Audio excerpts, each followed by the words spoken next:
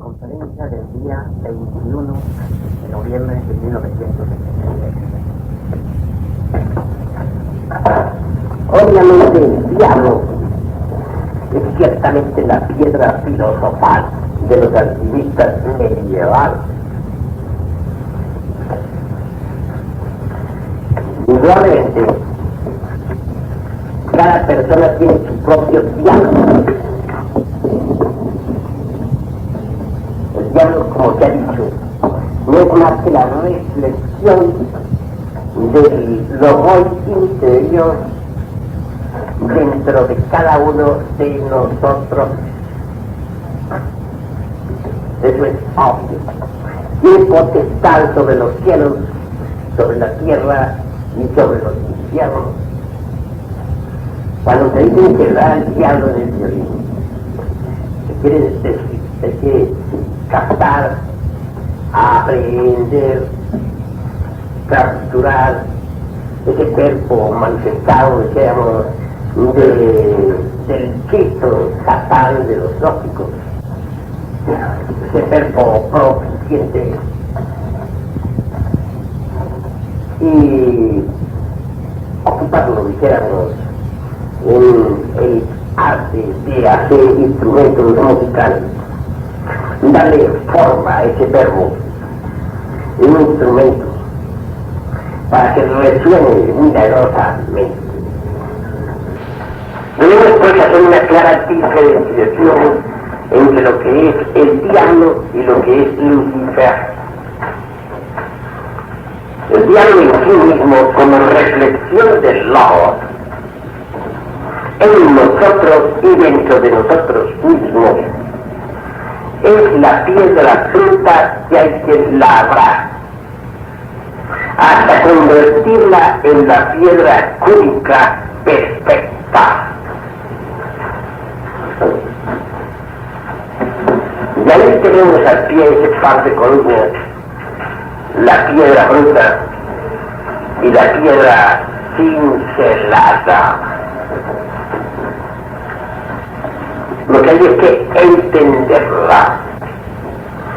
Bruta cuando está sin lavar.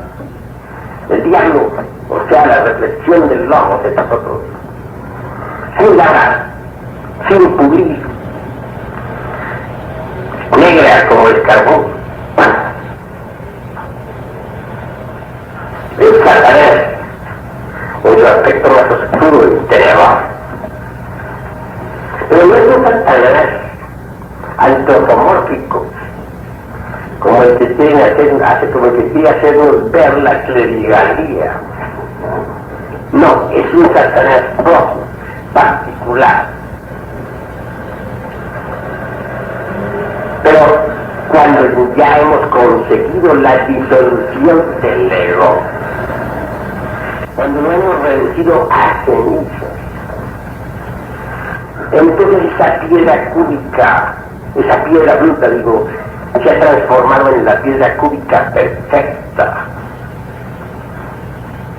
Shekel, Satanás, es ya Lucifer, el hacedor de luz. En otros tiempos, al hacedor de luz, a Lucifer, se le confundía con Venus, la estrella de la mañana. Y hasta en el Apocalipsis de San Juan se dice que si vencieres te daré la estrella de la mañana. El Señor que sacó después de haber quemado pues sus elementos inhumanos en los mundos infiernos, ascendió a los cielos y se convirtió en la estrella de la mañana, en Vesper, el lucero vespertino. Así fue. El diablo transformado en Lucifer y resplandeciente como el sol. Tiene potestad sobre los cielos, sobre la tierra y sobre los infiernos. Príncipe de la luz. Señor de gloria. el arcángel más grandioso, el ministro del Logos solar. Si tomamos en los mundos supersensibles, o si dijéramos, invocamos en los mundos supersensibles a esa reflexión del Logos de cualquier persona que no ha disuelto el ego, veremos un Satanás negro como el carbón, pero vamos. Mas si tomamos o invocamos, dijéramos, el Satanás de alguien que sí disolvió el ego, con gran asombro nos encontraremos con un arcángel de la luz, con un Lucifer glorioso. Entonces venimos a evidenciar que el tal Satanás es la piedra bruta del que la va. Para que los hermanos formen un poquito más de más conciencia sobre lo que estamos diciendo, conviene que Aladino ponga ahí entre las dos columnas a la piedra bruta y a la piedra cúbica perfecta. Ahí tenéis la piedra en bruto, ahí la piedra cúbica perfecta. De la piedra bruta hay que formar la piedra cúbica. Correcto. Ese Satanás que cada cual lleva adentro, el individuo que no ha burilado todavía su piedra filosofal, es piedra en bruto. Ese Satanás es negro como el carbón, ostentando todas las aristas de nuestros defectos psicológicos. Pero cuando ya nosotros hemos labrado la piedra, ese Satanás se convierte entonces en la piedra cúbica perfecta. Es decir, cuando hemos disuelto el ego, se transforma en la piedra cúbica perfecta. Y de allí detiene pues el esplendor y la gloria. Resulta bien interesante observar al diablo fuera del cuerpo físico. Espanta verlo negro como el carbón, con ese fuego tenebroso que arroja en el individuo que todavía no ha eliminado el ego. Su razón para verlo en quien ya eliminó el ego, el arcángel glorioso, lleno de esplendor. Obviamente ese arcángel se convierte en el libertador. Eso es obvio. Porque de la fusión de ese arcángel con el alma humana, con el espíritu, con el ser en las palabras, resulta precisamente el arcángel. No se ha escrito esto en ningún libro de esoterismo. Hay mucha biblioteca y sin embargo no se ha hablado detenidamente. Y todos confunden al diablo con Lucifer. Y resulta que una cosa es la piedra bruta y otra cosa es la piedra cúbica perfecta.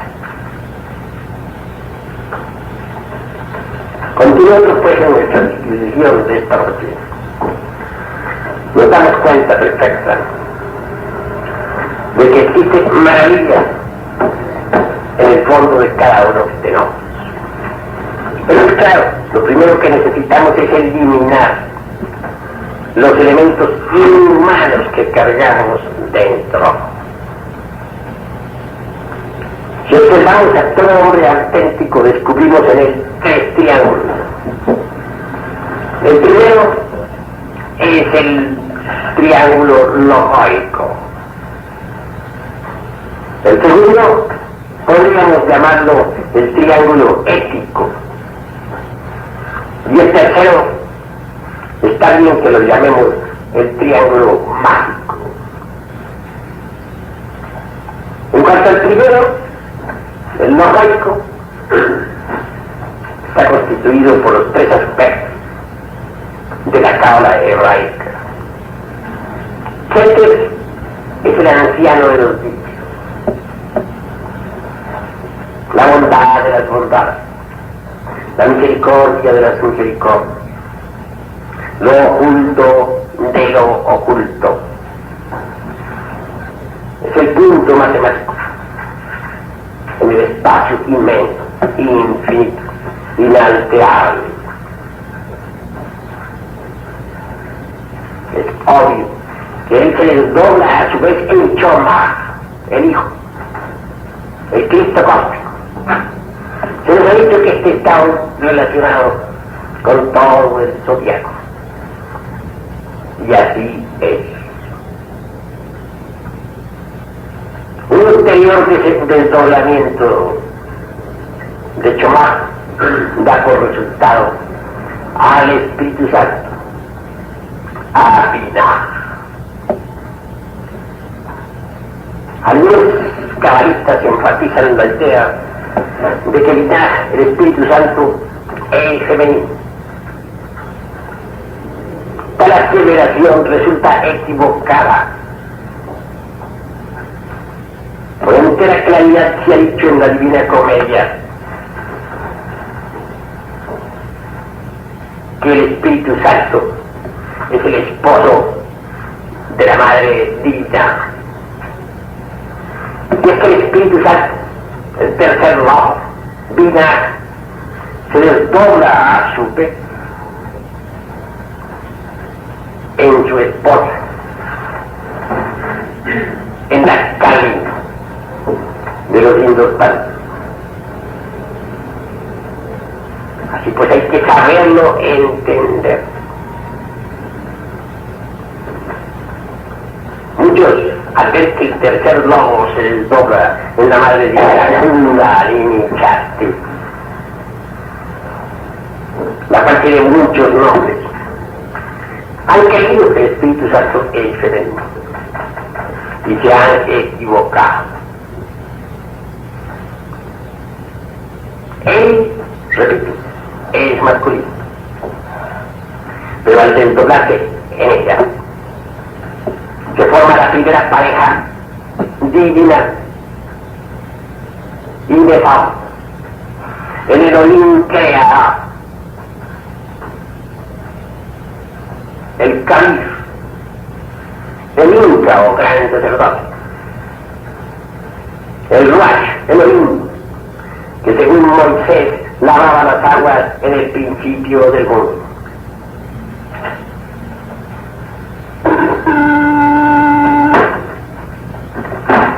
Es necesario que nosotros todos reflexionemos profundamente, que comprendamos todo esto a fondo. Él y ella están unidos en la piedra cúbica de Yesod.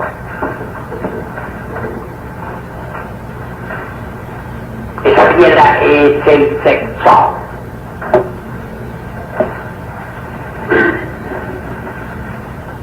De la unión de él y de ella resulta dar el conocimiento práctico perfecto, mediante el cual podemos nosotros autorrealizarnos íntimamente en todos los niveles del ser.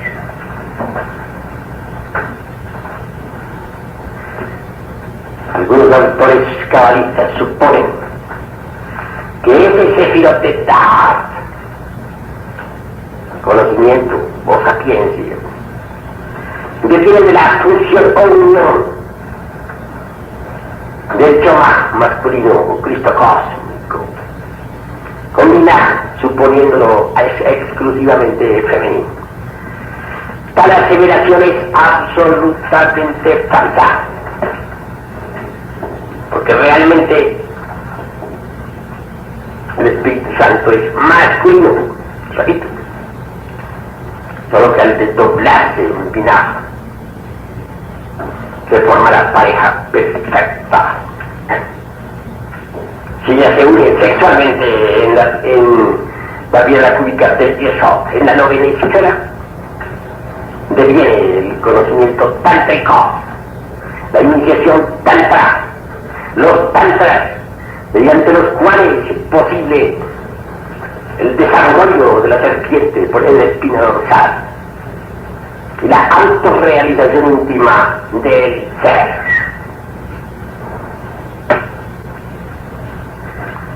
En nuestros estudios de Kabbalah necesitamos ser prácticos. Hay muchos autores, sí, maravillosos,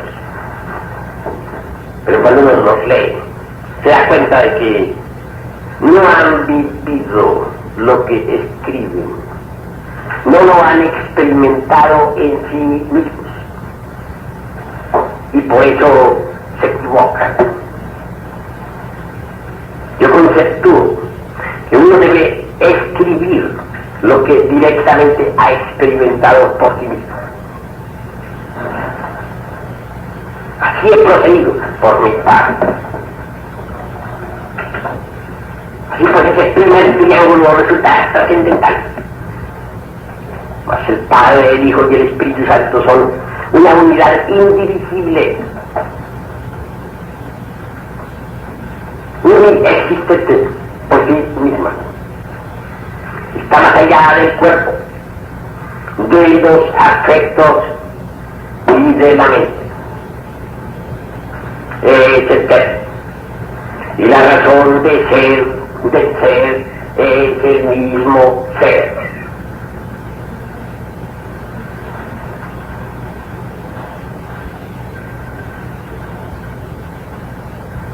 La piedra cúbica de Yesod, situada en los órganos creadores, es ciertamente aquella alma metálica que resulta de las transmutaciones sexuales. Podríamos denominarla el mercurio de la filosofía secreta, o para hablar de un lenguaje más sencillo, energía creadora. Ella en sí misma está alegorizada o simbolizada, está personificada, como ya lo he dicho, en el diablo. Cuando decimos que hay que trabajar con el diablo, no solo para encerrarlo en un instrumento musical, sino aún más para transformarlo en un Lucifer o hacedor de luz. Nos estamos refiriendo claramente al trabajo en la gran obra. Resulta interesante que sea allí, precisamente en la piedra cúbica del Yesod, donde Shiva Shakti, Osiris e Isis, se unen sexualmente. Y es precisamente allí donde está el Sefirot de Taha, el conocimiento tántrico, sin el cual no es posible llegar a la autorrealización íntima del ser. En el Tíbet oriental, los monjes, son radicales, motivo por el cual HPV, Elena Petronila Blavatsky, pensó de ellos que eran magos negros. Todos nosotros hemos repetido aquella equivocación y nos vemos en la necesidad de rectificar. No es lo que los papas sean unos santos, no es mansas soberbios, ellos sí son magos negros. porque enseñan tantrismo negro. Pero los monos, aunque usen capacete rojo, no son negros, como equivocadamente supuso Blavatsky. Radicales es lo que son. Si alguien, por ejemplo, entre los monos no quiere la autorrealización, sino lo hace por un tiempo para volver, por ejemplo, en la futura secta razas raíces. O bien, no desea jamás autorrealizarse, sino emanciparse sin autorrealización, pues lo consigue. Primero que todo se lleva al neófito a un lugar apartado. Se invocan todos aquellos elementos inhumanos que poseen. Por procedimientos de alta magia se les extrae desde el mundo hasta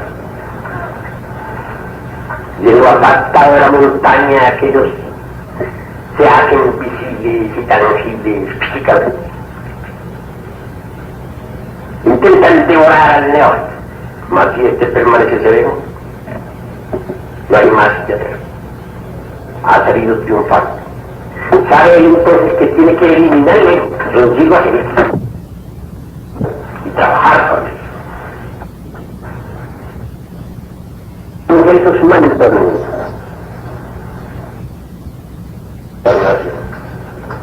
son dos palabras y quedan desencarnados y sacerdotes.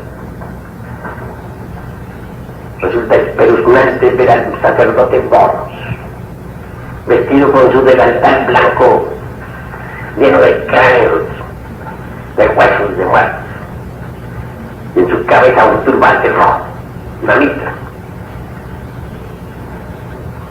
Lleva en su diestra un puñal. En el momento en que el neófito pronuncia sus dos mantras de la fatalidad, su cuerpo cae muerto instantáneamente. Pero es entonces el neófito, sometido a grandes ordalías en los mundos internos. Tiene que enfrentarse a los terrores de la muerte. Tiene que soportar el huracán del karma. Tiene que salir victorioso en la prueba que el Padre Madre le pone. Tiene que saber cerrar matrices, etc., a fin de poder entrar o renacer, si queremos, en forma sobrehumana en cualquiera de esos reinos de los devas, ya desde la gran concentración, o en el de los cabellos largos, o en el de Amitabha Buda, o en el de Maitreya, o en el de la suprema felicidad, etc. Y en esas regiones donde va a acabar de prepararse para la liberación. La madre divina Kundalini le auxilia, eliminando sus elementos inhumanos. Y al fin, consigue sumergirse entre el seno de la gran realidad.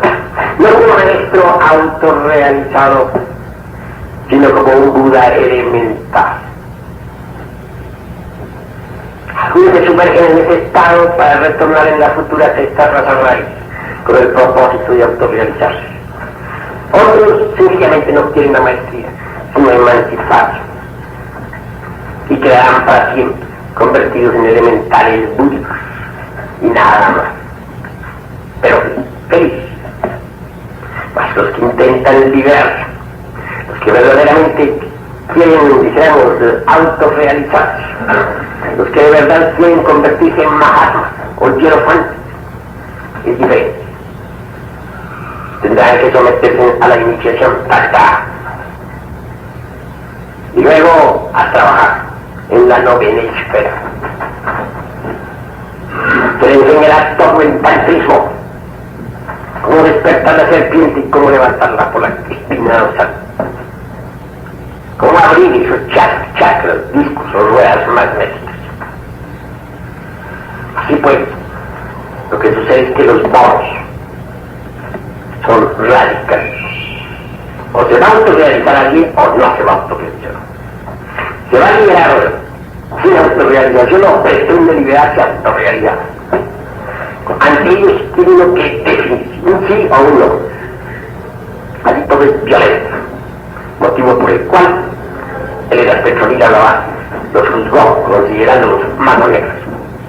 Pero cuando uno estudia el tantrismo de los monos, se da cuenta que es blanco, no negro, sino blanco. Transmutación del esperma en energía para conseguir la autorrealización a fondo. Es pues ahí, en ese sentido de Yesod, donde está el conocimiento tántrico, el base de la cábala hebraica. Pero pasemos, hermanos, pasemos del triángulo logórico al triángulo del hijo. Este está formado por Chefet, o sea, el asma minefao, el uno, por Budi, el alma espiritual, el femenino, el Jehová de la cábala hebraica. Por Tiferet, el alma humana, el hijo propiamente dicho. Es interesante, y yo lo pude vivenciar cuando me tocó trabajar en la esfera de Tiferet. Obviamente hube de hundirme primero antes de pasar por la exaltación. Dijéramos, en el Malkut de Venus, en el reino de los clifos venusinos, o mundos atómicos, o infiernos atómicos, mejor dijera, venusinos. Había que eliminar allí muchos elementos inhumanos. Concluida la labor. Aquel que es perfecto, el Cristo cósmico, entró en mí y me sentí transformado. Y entonces a las madres que traían sus niños y los bendice. Y hablé con la parábola evangélica que dice: dejad que vengan los niños a mí, porque de ellos es el reino de los cielos. Aquel estado fue de extática felicidad. Pero allí, claro, él se marchó. Yo, como diferente, como alma humana, comprendí cuál había sido el objetivo de su manifestación. Es decir, el Cristo cósmico suele manifestarse a través del alma humana, de ese diferente de la cábala hebraica. Después el triángulo del hijo, un triángulo maravilloso formado por el Atman Buddhimana de la teosofía oriental, pero el centro gravitacional del triángulo del hijo es precisamente Tiferet, el alma humana, esa alma que sufre, que llora, que gime, que grita. Eso que nos hace a nosotros humanos, de verdad. Y es esto bastante interesante. En la práctica yo he podido vivenciar el triángulo del hijo con su centro gravitacional en Tiferet. Es una tremenda realidad.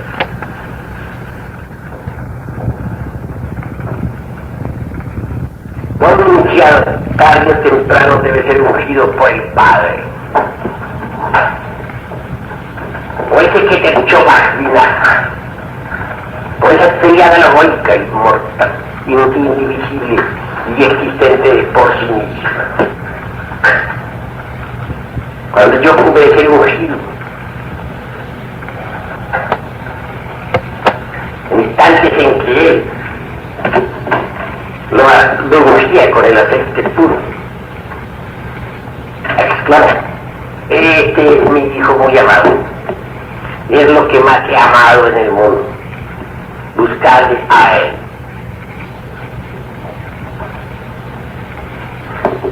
Y me viene a la memoria en este momento el caso del gran Gabriel Jesús, o Chichua Bentandirá, como se le llamaba en los antiguos tiempos.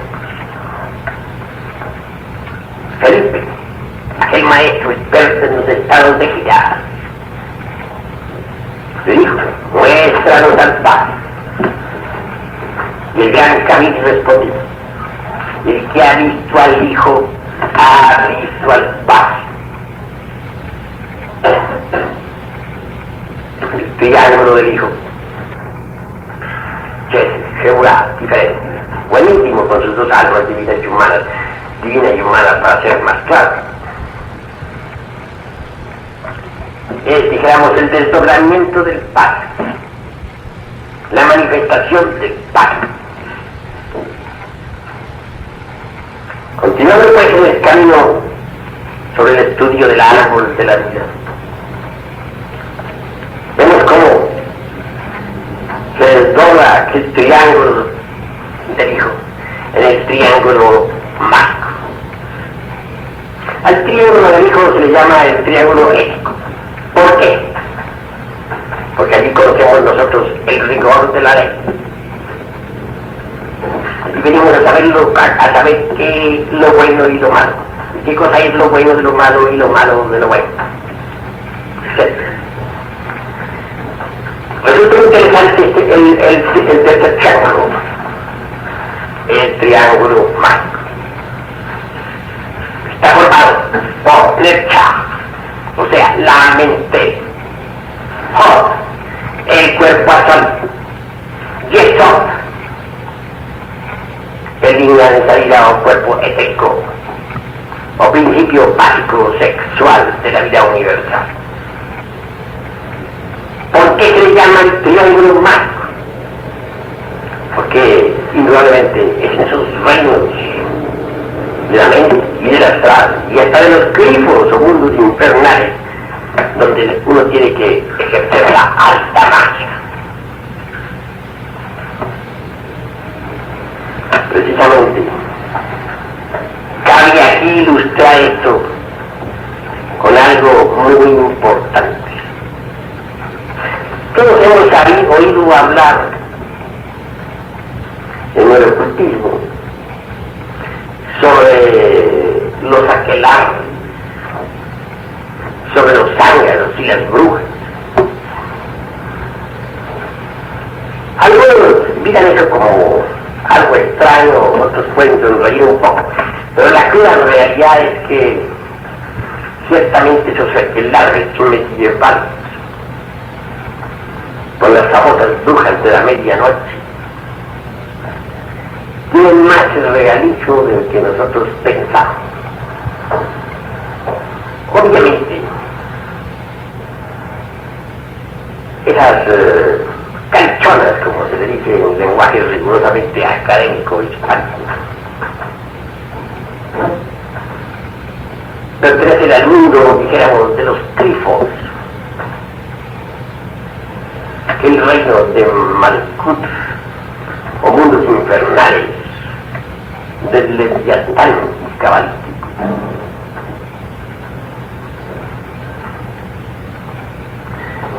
Mucho y bastante extraño se me hacía que esta María de la Altina, tan nombrada en antiguos conventos medievales, fue exactamente su gobernadora.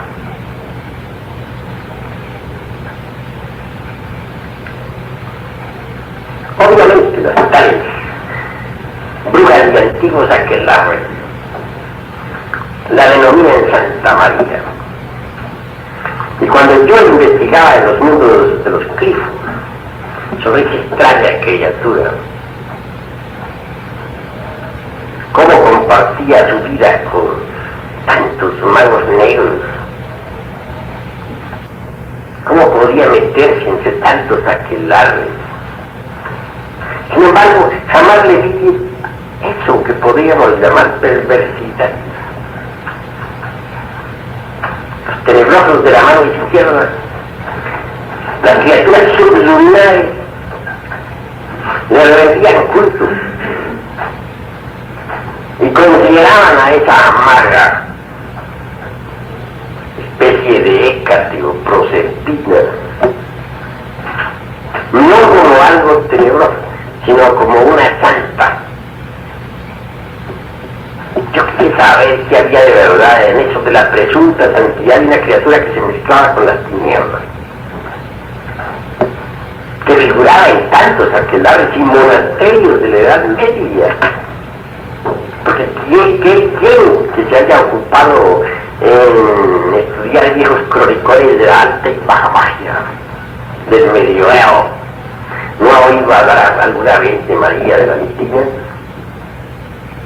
Se figuran tantos cronicones hoy escondidos entre el polvo de muchas bibliotecas. Claro, el asunto era enigmático. Yo tenía que aclarar. Y aclaré cuando precisamente en el mundo, dijéramos, de Tiferet,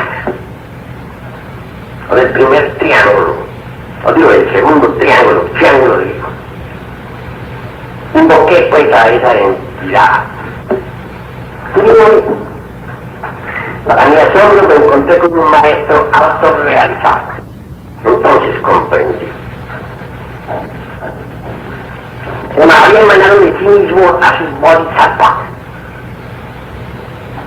Y ese bodhisattva se educaba del ejercicio de la magia en el triángulo inferior o tercer triángulo, pasando por entrenamientos rigurosos y lidiando con los críticos, pero sin hacer mal a nadie. Después de eso, me puse en contacto directo con su bodhisattva, con María de la Mistina, claramente. Y cuando le invité a visitar el mundo del nirvana, con agrado aceptó mi invitación. Y cuando le fusioné con su real ser, con el maestro secreto, entonces sí, se trataba del bodhisattva de una galaxia, de una criatura que había logrado la perfección en la alta magia, y que si bien vivía en el mundo de los glifos era para acabar de educarse o autoentrenarse psicológicamente, ejerciendo poderes tremendos y sin hacer mal. Obviamente estaba educada en la alta magia. Cuando uno observa esa criatura integrada con su real ser, se da cuenta de que es un mago blanco extraordinario, pero que conoce a fondo tanto los reinos de la luz como el mundo de Malkuth, o sea, el mundo de los glifos. Así pues, el tercer triángulo es el de la magia básica. Cuesta un poco trabajo que en el sendero da a entender cómo se trabaja con el tercer triángulo, porque hay que dejar plazas de prejuicio para poder trabajar en el mundo de los glifos. El Ka es la mente, Hot es el cuerpo astral, Yesod indudablemente es la novena esfera.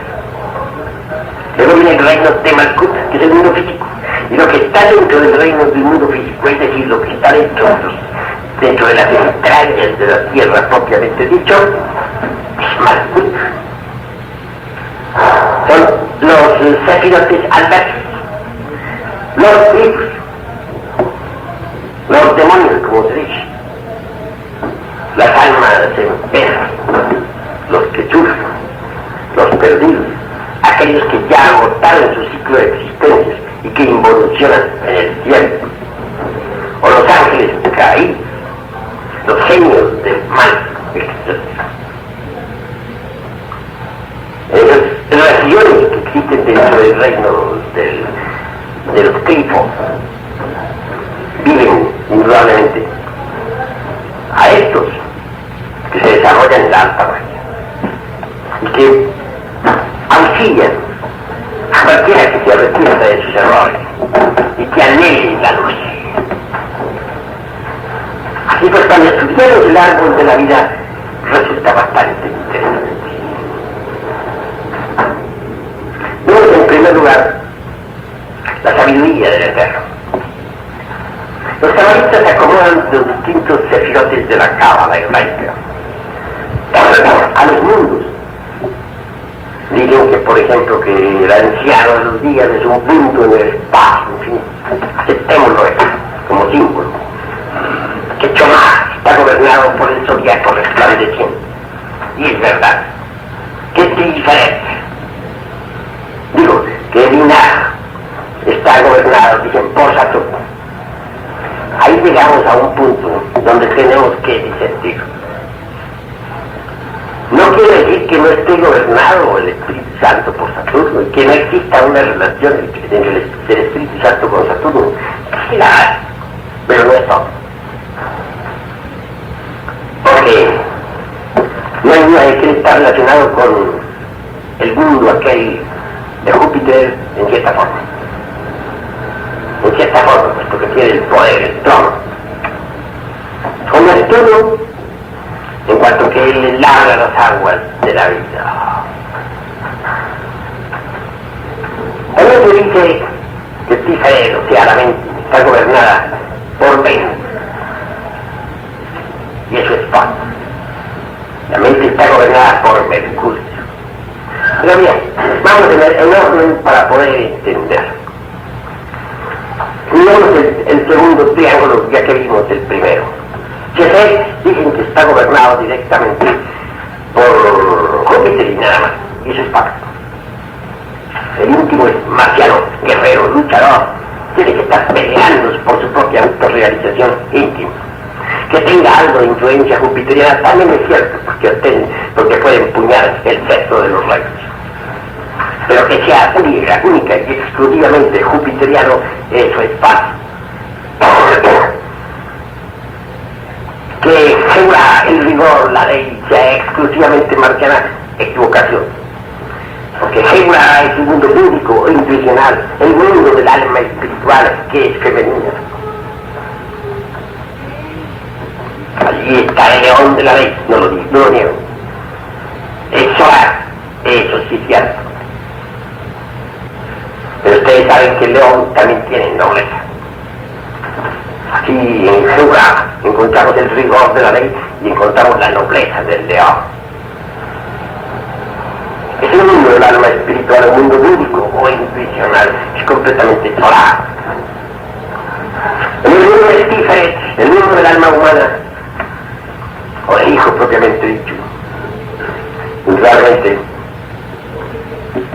está gobernado no por el sol como pretenden los cabalistas, sino por Venus.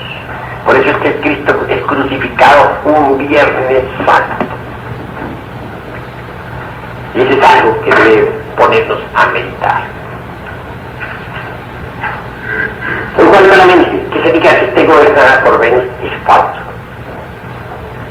Bien sabemos que la mente es mercuriana, que Mercurio da la sabiduría, que Mercurio da la palabra, etc.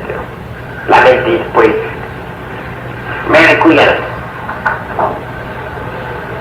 Y si defendemos un poco en el mundo de los sefirotes, llegamos al astral. Esto es algunas tribus, por ejemplo, de las selvas más profundas, en el Amazonas, dadas a sus gentes, o usan unos brebajes especiales. Tales brebajes los administra el Piachi. Este, por ejemplo, maneja lo que se llama el yaque. Lo combina con el guarumo. Cocina el yaque y guarumo en una olla. Y el neófito lo bebe cuando la luna está creciente. Entonces se produce el desdoblamiento. Porque saben muy bien los piachis o sacerdotes brujos de esas tribus que el astral está gobernado por la luna. Él es hombre, pero muchos cabalistas suponen que está gobernado por Mercurio y se equivocan. Y en cuanto el principio vital o asiento de la vida orgánica, en cuanto al Sefirot Yesod, que tan relacionado está con los órganos creadores, obviamente es lunar, y esto no lo podemos negar. En el esoterismo gnóstico aparece una luz, una mujer, una virgen, una inefable divina, vestida con una túnica azul que simboliza a la noche, parada sobre la luz, que hay que saber entender. Esta luna representa al Sefirot Yesod, es decir, a la fuerza sexual. Y en cuanto a la túnica de ese color, representa la noche en que se desarrollan los grandes misterios de la vida y de la muerte. Significa eso, que solamente en la noche se debe trabajar con la energía creada del tercer logos, jamás en el día.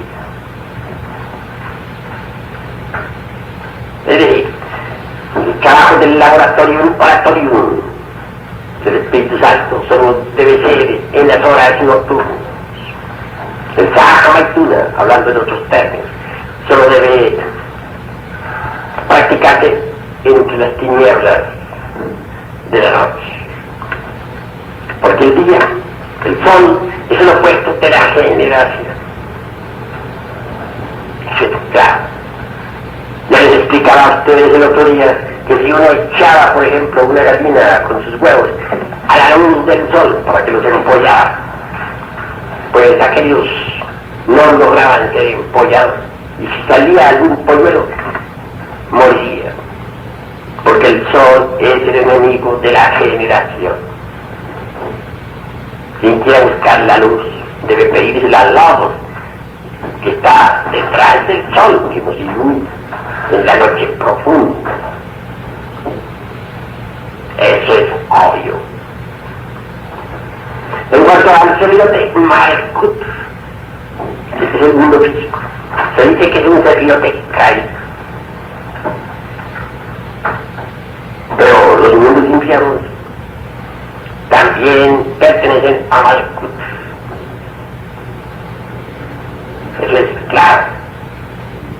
En esos mundos infiernos tenemos nosotros que trabajar, separando las aguas superiores de las inferiores o infernales del Leviatán para que surja la vida. El Génesis ya lo dijo, que hay que separar las aguas superiores de las inferiores. ¿Cuáles son las aguas superiores? Las aguas superiores son el alma metálica del esperma sagrado, o sea, el mercurio de la filosofía secreta, que hay que separarlo de las inferiores, como mediante la transmutación de la energía sexual. Así es como se separan las aguas superiores, o sea, el alma del esperma, de las inferiores, el esperma mismo. ¿Para qué? Para que surja la vida. Porque las aguas superiores son el mercurio de la filosofía secreta. De ellas sale todo. Con ellas se pueden crear los cuerpos existenciales superiores del gas. Con ellas se puede elaborar el oro puro. Con ellas se puede transformar radicalmente el ser humano. Y las aguas superiores, ese mercurio, tal vez que está alegorizado por la figura del diablo. Pero hay que transformar el diablo en Lucifer. Hasta aquí mi plática de esta noche, mis queridos hermanos. Si hay alguno que tenga que preguntar algo, bien puede hacerlo con la más entera libertad. Quien quiera preguntar, puede preguntar. Y la palabra, hermano Raco. Ustedes siguientes, niños o niñas, que fueron procreadas a la luz del sol, creen en la cuna tan especial. La cruda realidad es que por disposición de los órganos creadores, tal procreación se verifica en las tinieblas, porque es preciso el zoospermo que sale de nuestras glándulas sexuales, no sale iluminado por la luz del sol, sino discurre en tinieblas. En tinieblas se abre paso a través de la trompa de Falopio para encontrarse con el óvulo que desciende de la vesícula de Graf. Dentro de las tinieblas de la matriz se gesta. Pero qué tal que ese zoospermo, en vez de salir protegido de nuestras glándulas sexuales por las tinieblas, pudiera discurrir a la luz del sol, destapado para que el sol lo bañara con su luz. ¿Qué tal que ese efecto no estuviera entre las tinieblas, sino que estuviera el vientre de la mujer destapado para que el sol diera directamente al feto? Es obvio que el fracaso sería un hecho. De manera que por disposición de los mismos órganos de la naturaleza, la fecundación se realiza siempre en tinieblas. Así también el sabio debe trabajar entre la oscuridad y el silencio augusto del ser para poder un día llegar a la autorrealización íntima del ser. La noche, y eso es lo que nos indica aquella Virgen de la Inmaculada Concepción, parada sobre la luna con una túnica